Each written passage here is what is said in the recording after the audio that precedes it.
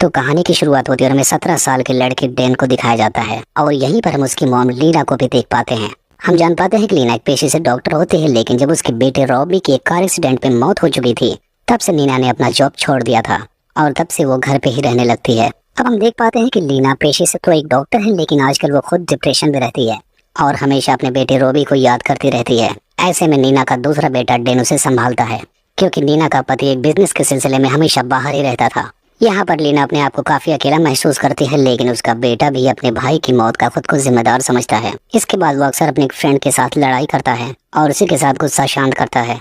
अब हम देखते हैं कि एक दिन नीना और डैन दोनों शॉपिंग करने के लिए जाते हैं, जहाँ पर राजा नाम का एक सड़क छाप लड़का उनकी कार को साफ कर रहा होता है। यहाँ पर गुस्से में डैन उसे ऐसा करने से मना करता है, लेकिन फिर भी उसकी मॉम उसे कुछ पैसे दे देती है। असल में हम जान पाते हैं कि यह कार साफ करने वाला लड़का बहुत ही पहुंची हुई चीज होता है, जिसे अपने से बड़ी औरतों में काफी ज्यादा इंटरेस्ट होता है। हम जान पाते हैं कि जब राजा स्कूल में था तब उसकी गर्लफ्रेंड एक टीचर हुआ करती थी और उसकी उम्र लगभग 60 साल थी। लेकिन ये लड़का इतना हरामी किस्म का था कि जिस भी औरत पर इसका दिल आ जाता था ये उसके साथ सोना चाहता था, और अगर कोई औरत उसके साथ ऐसा करने से मना करती है तो उसे मार भी देता है।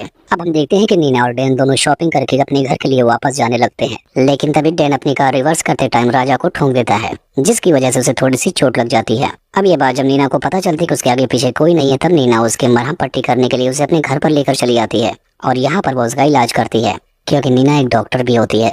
अब यहाँ अपने घर में राजा को देखने के बाद डैन को बिल्कुल अच्छा नहीं लगता, क्योंकि वह सोचता है कि कोई सड़क छाप लड़का हमारे घर में कैसे रह सकता है। अब इसके बाद हम देखते हैं कि राजा डैन की नज़र में हमेशा से गड़ा हुआ रहता है, लेकिन यहाँ पर राजा उनके घर का पूरा काम कर रहा था। कभी वो स्विमिंग पूल में पानी भरता तो कभी कुछ करता। अब ये सब कुछ देखने के बाद डैन को काफी अजीब लगता है, जिसके बाद वो उसके बैग की तलाश लेता है। अब राजा के इतने अच्छे बर्ताव को देखने के बाद नीना उसे अपने घर में और भी ठहरने देती है, क्योंकि इस घर में अकेले रहते रहते वो बोर हो चुकी थी। अब राजा को अपने घर पर रखने का मन डैन का बिल्कुल नहीं था, लेकिन उसके मॉम के कहने पर वो उसे रहने देता है। लेकिन जब वो राजा के बारे में और भी ज्यादा चीजें पता करता है तब उसे राजा के बारे में सारी हकीकतें पता चलती हैं। यहाँ पर उसे पता चल जाता है कि राजा एक साइको टाइप का आदमी है और उसने कई मर्डर भी किए हैं। और अब हमें दूसरी तरफ दिखाया जाता है, जो कि राजा नीना के काफी करीब जाने की कोशिश करने लगता है।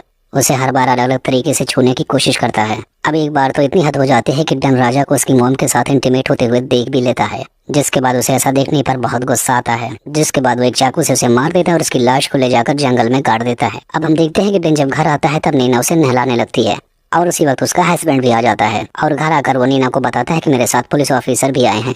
इन्हें राजा के बारे में कुछ पता चला है कि उसने कई औरतों का मर्डर किया और वो हमारे घर में आकर ठहरा हुआ है।